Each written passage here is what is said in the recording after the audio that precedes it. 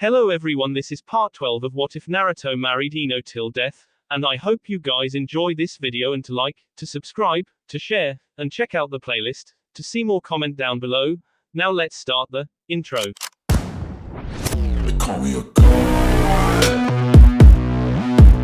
They call me a god. They call me a god. Join my membership, the perks are great. It's in the description. Be sure to like and subscribe, it gives me more motivation. Enjoy. Previously, Shikamaru just stared wide-eyed as he looked around to see everyone confused, angry, and worried.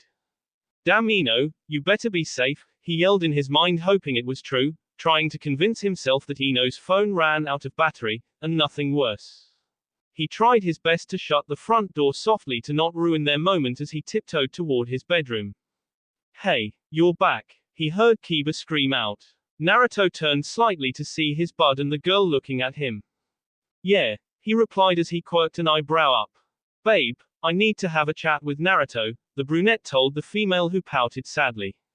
Or, now, she asked, running her fingers through his hair. Come on babe, he kissed her. He's been gone all day, I gotta know what happened to my bud. K. She agreed and turned to face Naruto as she got up off Kiba. Don't take too long, K. She asked as she winked and disappeared into Kiba's room.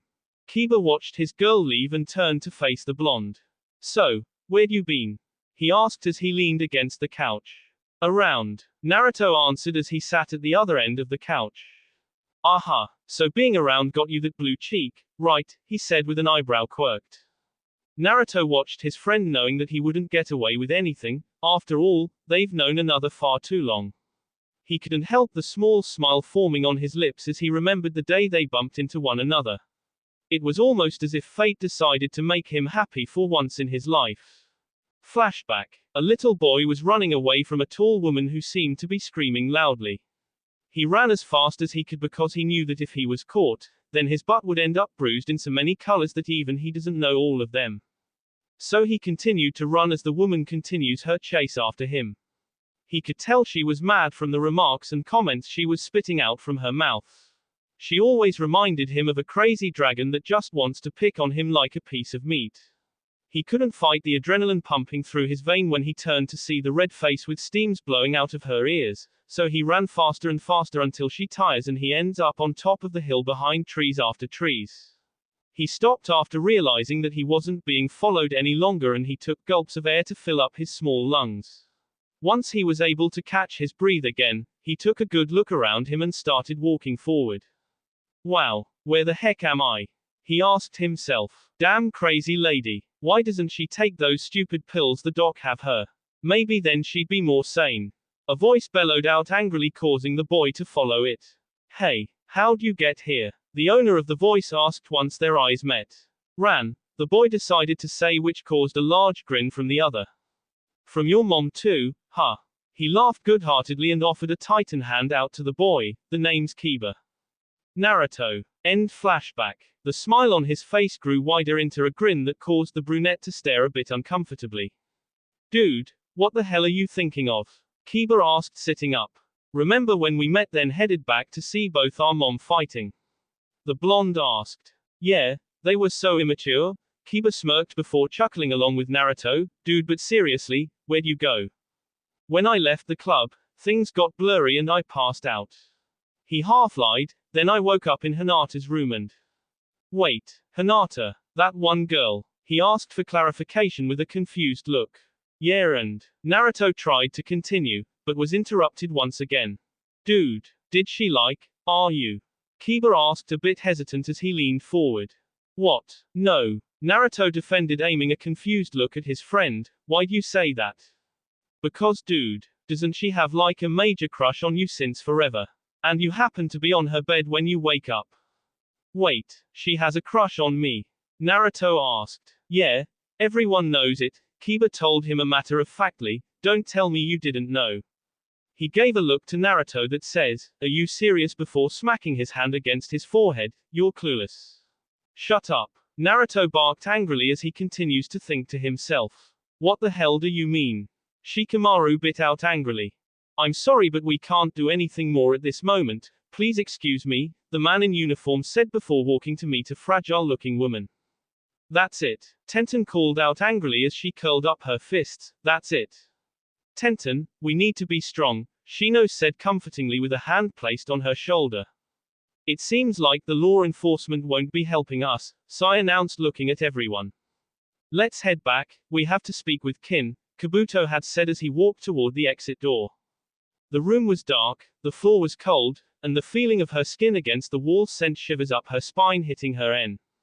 She felt so exhausted, so drained, so sick that she felt like she was s.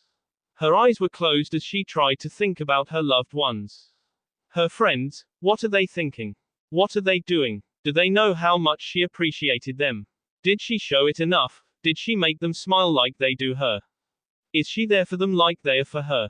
Did they know that they are the reason why she gets up in the morning, the reason why she laughs, and the reason why she feels so blessed? Her father came to her mind as the coolness of the walls flow through her thick golden hair surrounding her scalp. She loves him, there's no doubt about it. He was there for her when she was just a child and being raised alone without the help of her mother.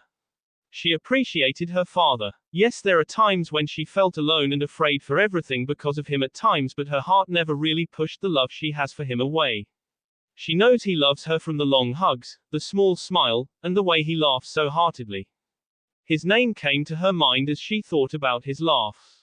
Choji was a man she knows she could never forget, someone that would remain within her soul for the rest of her life and so forth, the way he listens to every word she spoke, the way he always has a smile that spoke a million words that she could never say. He was everything she wanted to be, kind, considerate, faithful, honest, and all those many good adjectives that surrounds the man. A small smile graced her face as she remembered when she asked him a question on what type of woman he likes. The blush he gave made her warm and happy as she laughs good-naturedly. Her smile widened as she thought about another him. He always looked so cute when he blushed, speaks, or anything at all. His gold-colored hair reminds her of sunflowers and his smile reminds her of a dear friend. She couldn't fight the small blush that appeared on her cheeks when she remembered not too long ago when he kissed her. Or they kissed. Maybe she kissed him. She didn't really remember, but she couldn't suppress the giggle that escaped her pink lips. What's so funny? A voice spoke and Ino's body just froze as her eyes opened slowly to the speaker. Kin sat on her porch just pondering to herself what could have happened. Her dark eyes were closed and her arms crossed over her chest as the sun continues to burn from above.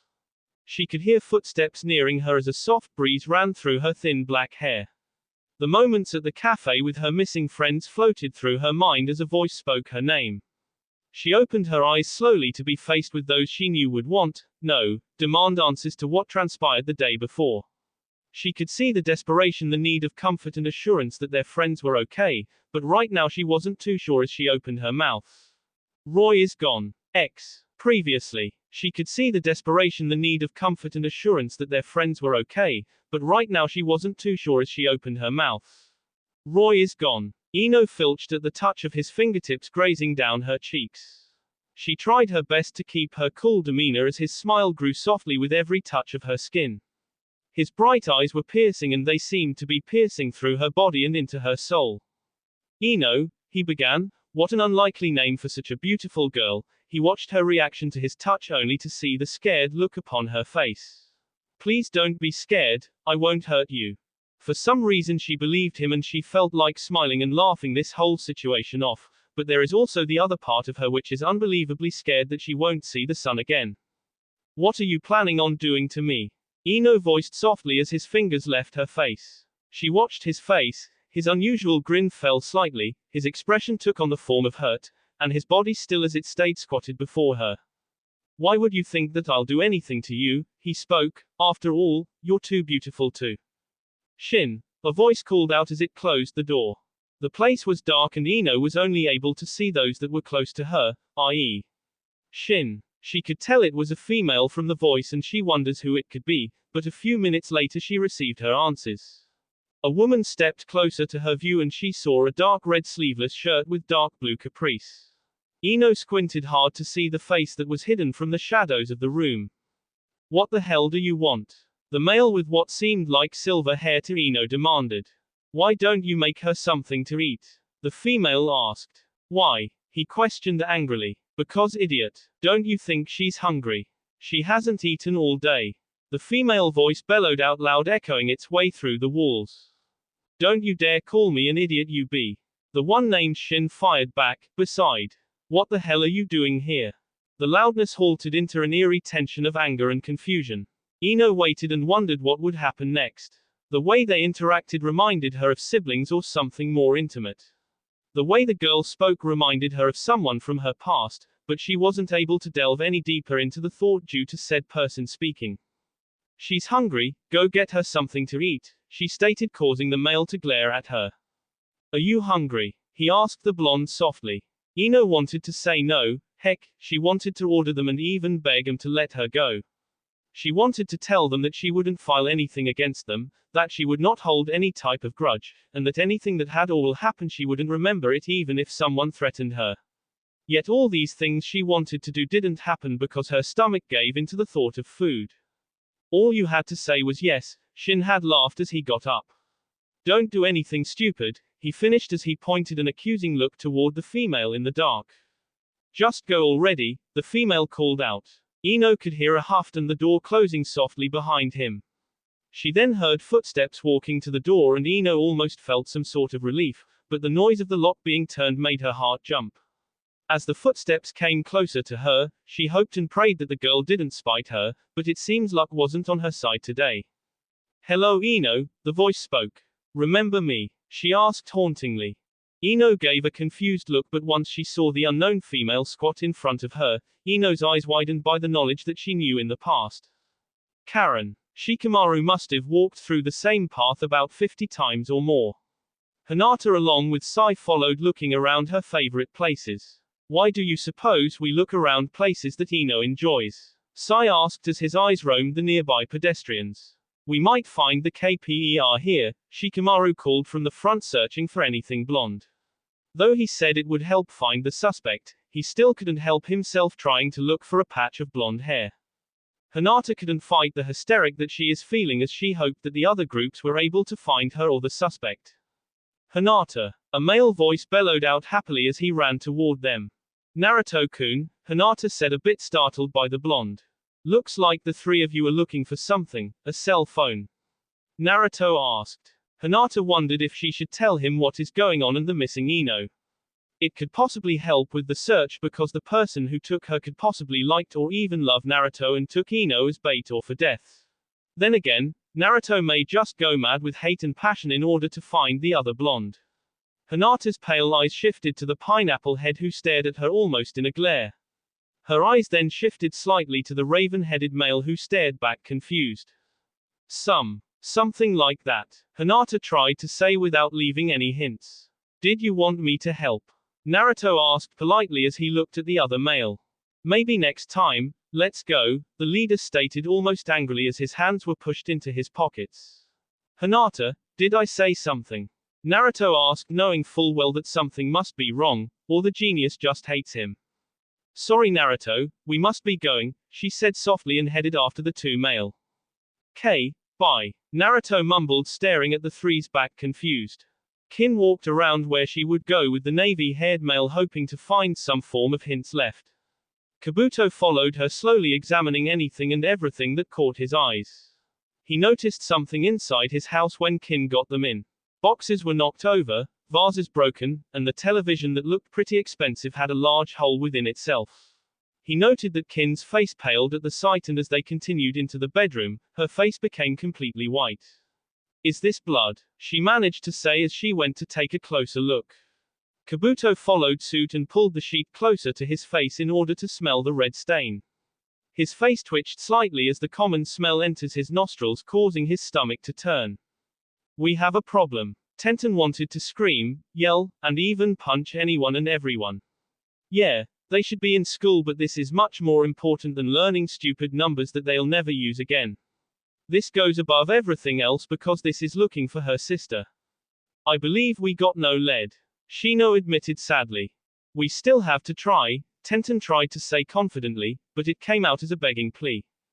Tenten, Shino faced her and she knew it meant that they should stop.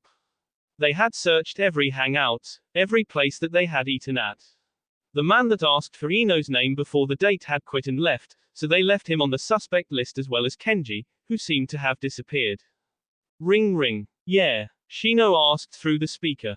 We have another problem, the voice spoke. What do you mean? Shino asked. Meet at Kin's home ASAP, you'll find out there. What happened? Tenten asked as she leaned back from him. Shino closed the lid to his phone and turned toward the female in buns. We are needed at Kin's home, there seems to be a problem, he finished, noting the sad look that crossed her face. I hope it's a lead to her. Tenten murmured as she walked beside her friend. She kept trying to fight the anxiousness and nervousness that seemed to be riling up her tea. The feeling of needing to see her sister and being reunited makes her almost envy it, but looking back at the event that had just mysteriously occurred ruins the thought. She tries her hardest not to think of all those terrible things that could be happening to the blonde. She shook her head gently and blinked a few times to focus her eyes. She needed to focus herself on trying to find her best friend and not dwell on the terrible future that keeps repeating in her mind. Ino felt the back of the wall as if it was almost blending into her back. She could feel the coolness running up her spine, making her freeze inside and out. She was more afraid now than she was seeing Kenji and Roy fighting, or when she hid under the bed from her father. This moment with this girl in front of her with such a twisted and wicked smile, she felt like screaming in fear, but her past made her strong. So you do remember, the female said, almost laughing. Good. The smile quickly became a frown as she stood up, finding comfort in the shadows. Ino heard footsteps near her, then further, then closer once more. Each sound made her heart beat faster and faster, but she took the time to breathe in and out slowly, trying her best to relax. I envied you, Ino, the voice within the shadows spoke out, and Ino had to ask the first thing that came to her mind. What? Karen was speaking honestly when she said those words. Who in the world wouldn't be? She was beautiful, the girl next door look, the slim form, the luscious blonde hair, the perfect figure that all girls wanted. But I don't anymore, she added with a hint of anger. It's true, she doesn't care for the popularity or the looks anymore because she grew up. She wasn't going to cry at night anymore and whine and complain on why it wasn't her with the looks, the friends, and the everything. I really do hate you though, she said matter-of-factly. Do you wanna know why? Karen asked with a smirk.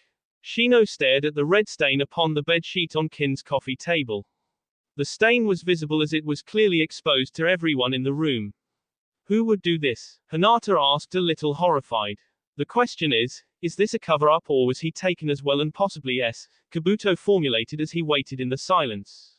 The silence was senning. It became a knife as it thins out slowly as if it was ready to cut through a strand of hair.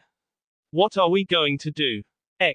That will be all for this video. Be sure to like, subscribe, share, and comment down below for more videos. Goodbye.